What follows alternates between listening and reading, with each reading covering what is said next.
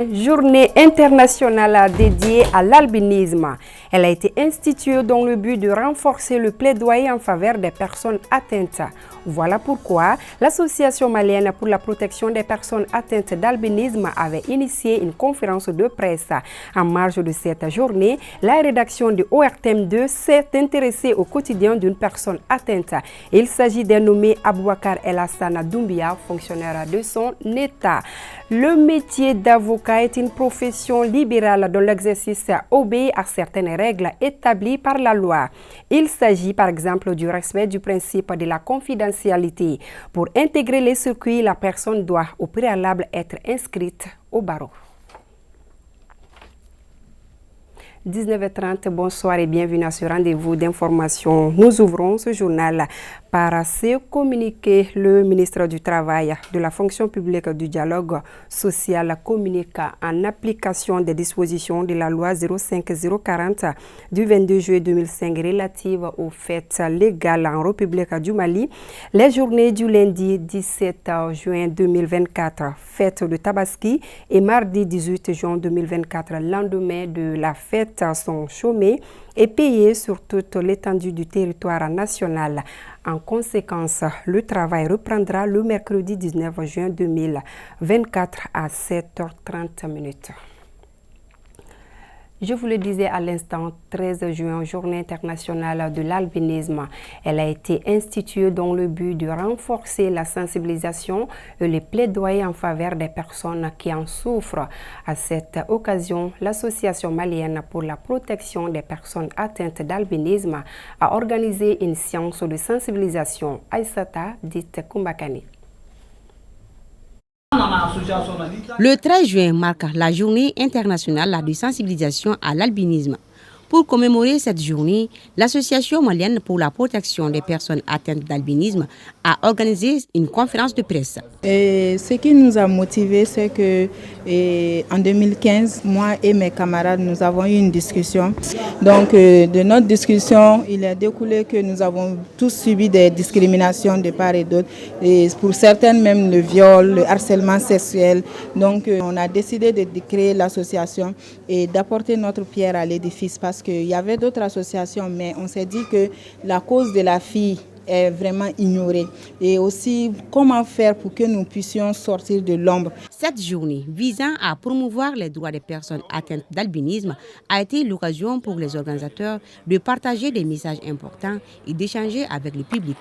Dans ces 10 années, il y a eu des progrès. Donc l'objectif, c'est vraiment d'expliquer tout ce qu'on a eu à faire dans ces différentes années concernant la sensibilisation, concernant d'autres volets. Le message pour les parents d'albinos, c'est de les inviter toujours à venir vers les associations parce que les difficultés qu'ils ont, généralement, c'est des cas que nous, on a eu à traiter. Célébré sous le thème 10 ans de journée internationale de sensibilisation à l'albinisme, une décennie de progrès collectifs. La journée a également été marquée par la distribution des produits cosmétiques et des tenues aux orphelins atteints par l'albinisme. Justement, à l'occasion de cette journée, la rédaction de ORTMD s'est intéressée au quotidien d'une personne atteinte de cette pathologie. Il se nomme Aboubakar El Hassana Doumbia, fonctionnaire de l'État. Il travaille à la Commission nationale pour l'UNESCO, ISCO, comme chargé de communication. Il est aussi le président de l'association SOS Albinos. Dalla Traoré est allé à sa rencontre. Vous savez, quand on est une personne atteinte d'albinisme et qu'on prend conscience rapidement de son handicap, on se dit que la meilleure option, c'est de se battre à l'école. C'est cette mentalité et cette ambition qui ont amené Aboubakar Doumbia à ces postes qu'il occupe aujourd'hui. Contrairement à d'autres personnes atteintes d'albinisme, Aboubakar a décidé de se battre pour garder toute sa dignité dans ce handicap. Admis au concours d'entrée à la fonction publique en 2014 comme journaliste et réalisateur, actuellement, il travaille au compte du ministère de l'Éducation nationale. Plus précisément à la Commission nationale malienne pour l'UNESCO, ISESCO, dont il est le chargé de communication. Bonjour, ça va? Bien. Le problème lié à l'albinisme, c'est la baisse de l'acuité visuelle. Donc on a une très mauvaise vision qui fait que souvent, s'il faut lire un certain nombre de choses, je peux me faire aider par la lampe de mon téléphone. J'essaie d'approcher mes yeux au maximum à l'écran de l'ordinateur, où je peux me faire aider par un collègue. On fait avec. L'albinisme, on vient avec cette baisse vision et on part avec cette baisse vision. Donc c'est à nous de trouver le moyen de transformer ce handicap en atout en essayant vraiment de faire au maximum, d'interagir avec son environnement. D'abord, je gère les relations avec la presse. Je fais le travail de maître de cérémonie lors des activités. Et souvent, moi-même, je fais des petits articles de nos activités pour la visibilité que j'envoie à des confrères à toute fin utile. Assidu au travail et consciencieux, les qualités de Doumbia sont vantées par ses collaborateurs. De mon jour d'arrivée jusqu'à aujourd'hui, il ne m'a jamais pris par mon nom. Tonton. Moi, ça me fait chaud au cœur. Très intelligent, très bouillant, et ça, j'ai aimé. Car c'est quelqu'un, quand il a travaillé, il se concentre là-dessus, il finit. Quand il a causé, il cause. Et ce qui me plaît en lui, c'est que par rapport au sujet, je n'ai jamais vu en Boubacar un collaborateur qui essaye de tourner autour du pot. Âgé de 38 ans, Aboubacar El Hassan Doumbia est marié et père de 5 enfants. Il bénéficie du soutien total de sa famille. Vous savez, il y a quelque chose qui me touche énormément, c'est que moi, mes enfants prennent très tôt conscience de la faiblesse de l'acuité visuelle de leur papa. Il m'arrive que mon fils de 3 ans, quand il me voit venir la nuit, s'il y a des objets qui sont devant moi, tels que des escabeaux, des chaises, c'est systématique chez moi en fait. Quand il me voit venir chez moi, il commence à arranger les affaires. Que ce soit madame, que ce soit ma maman, que ce soit mes enfants. Tout le monde est comme ça. Et même dans le quartier, souvent la nuit on sort pour prendre du thé. J'ai des voisins, si je sors directement, il y a un qui se lève pour venir me prendre la main, pour m'amener, on prend du thé jusqu'à 22h, 23h avant que je rentre à l'intérieur. Mon environnement a vraiment compris le phénomène de l'albinisme maintenant. Au-delà de la vie professionnelle et familiale, Doumbia est très actif dans la vie associative, puisqu'il est à la tête de SOS Albinos. Ce n'est pas tous les jours, mais par exemple, aujourd'hui, on est pratiquement à la veille de l'organisation du 13 juin.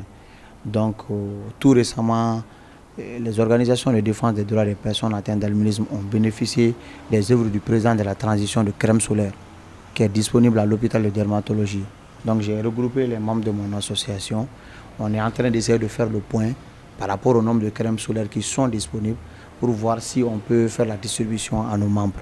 Donc il arrive où il y a des journées qui deviennent des journées longues, où après le service on se regroupe au bureau de l'association, ou souvent pour des questions de proximité. Par exemple, cette fois on est au bureau d'un collègue qui dispose d'une salle de réunion qui peut nous permettre d'échanger. Donc on est venu s'asseoir, on va discuter de ça rapidement et voir quelle est la faisabilité de ce qu'on fait. Bon, actuellement, avec ce jeune président, il a beaucoup fait pour les personnes en situation d'albinos. Doumbia, en ses heures libres, a pour loisir la lecture. Il est également passionné de l'élevage de petits ruminants, notamment les moutons. Merci Adala Traoré. Parlons à présent du métier d'avocat. Il s'agit d'un auxiliaire de justice qui défend et donne des conseils à ses clients en contact avec la loi. À ce titre, les informations fournies par ces derniers doivent être tenues secrètes. Toutefois, l'exercice du métier d'avocat est tributaire de l'inscription de la personne au barreau. Aïssa Tabah. Confidentialité et secret professionnel, des éléments indispensables pour un exercice serein et apaisé de la profession d'avocat, ce qui permet de consolider les relations entre avocats, ses clients et ses collègues.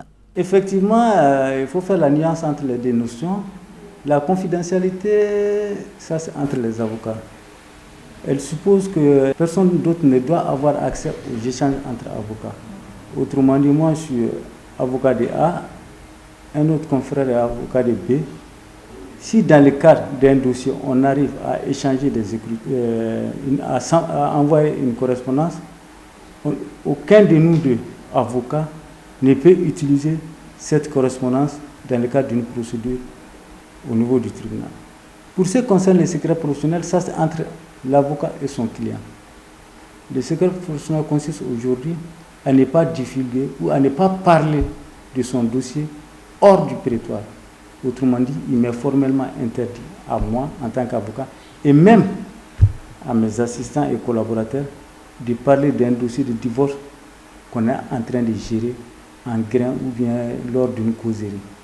Un avocat est donc tenu à défendre les intérêts de son client selon les secrets professionnels. Et en cas de violation de cette obligation, il s'expose à des sanctions disciplinaires ou pénales. Ici, c'est avéré qu'il a violé son serment en violant les secrets professionnels, il peut être passible de sanctions qui peuvent aller au blanc, à l'avertissement et même à une suspension temporaire qui peut même aller jusqu'à 2 ans. Autrement dit, les avocats sont sous serment. Chaque fois que vous venez voir, un client vient voir un avocat, il doit être sûr que ce qu'il a dit dans le bureau de l'avocat ne va pas se retrouver dans la rue. Afin d'éviter toute sanction, Maître Sinayugo demande à ses confrères de faire preuve de retenue lors des sorties médiatiques. Il se trouve qu'aujourd'hui, nous assistons à des conférences débats animées par les avocats. Souvent, les dossiers sensibles, jusqu'après que le juge ait prononcé une décision ou ait posé un acte, automatiquement, les avocats et leurs clients se retrouvent devant la presse pour faire une conférence de presse. Or, dans de pareilles situations, c'est très délicat. Parce qu'en faisant le commentaire de l'audience, vous êtes souvent tenté de divulguer certaines informations par rapport au contenu même du dossier. Ce qui arrive à pas mal d'avocats et qui peut être passible de sanctions. Pour garantir l'efficacité de la défense et la sécurité des informations confidentielles, il est essentiel pour un avocat de protéger jalousement tout ce qui se dit dans son cabinet. Il existe désormais une nouvelle chaîne de télévision en ligne renforçant le paysage médiatique au Mali. Elle s'appelle Web TV ACOM et entend jouer toute sa partition dans l'éducation citoyenne. L'inauguration a été faite à la faveur d'une cérémonie initiée pour la circonstance. Modibo Silibi. C'est désormais officiel. ACOM Web TV, éducative et citoyenne, vient d'ouvrir ses portes. Installée à Faladja Sikoro, la dite Web TV est le projet gagnant du premier prix de la première édition du championnat de la citoyenneté initié par le ministère de la Jeunesse et des Sports, chargé de l'instruction civique et de la construction citoyenne. On a l'habitude de voir des jeunes avoir des financements et c'est pas s'évaporer dans la nature. Nous avons voulu changer la donne pour vraiment accompagner l'État à travers le département de la jeunesse à élever la conscience citoyenne. Nous pensons qu'être jeune, c'est d'avoir une vision et de contribuer à l'épanouissement et au développement de notre pays. Cette nouvelle chaîne se fixe donc comme objectif de participer pleinement à la construction d'un citoyen modèle, éduqué et patriote. Pour relever ces défis, Ali Doumbia, lauréat du championnat, mise sur une panoplie d'émissions. Une émission qu'on a dénommée Champion citoyen, qui est même l'intitulé même du projet. Dans cette émission, nous allons dénicher des jeunes exemplaires, afin que le monde puisse les identifier et aussi se baser sur eux comme étant des exemples. La représentante du ministre de la Jeunesse et des Sports, chargée de l'instruction civique et de la construction citoyenne, a salué la brillante idée du lauréat qui ne peut que renforcer les actions citoyennes entreprises dans notre pays. Monsieur le ministre de la Jeunesse et des Sports, chargé de l'instruction civique et de la construction citoyenne, monsieur Abdou Kassim Ibrahim Fomba, il lance toujours des appels aux jeunes. On voit très bien que les jeunes peuvent bouger, prendre des initiatives et faire les choses qu'ils veulent faire. Et M. Doumbia, ce n'est pas aujourd'hui qu'il l'a commencé. C'est parce qu'il avait fait quelque chose qu'il a pu être le lauréat.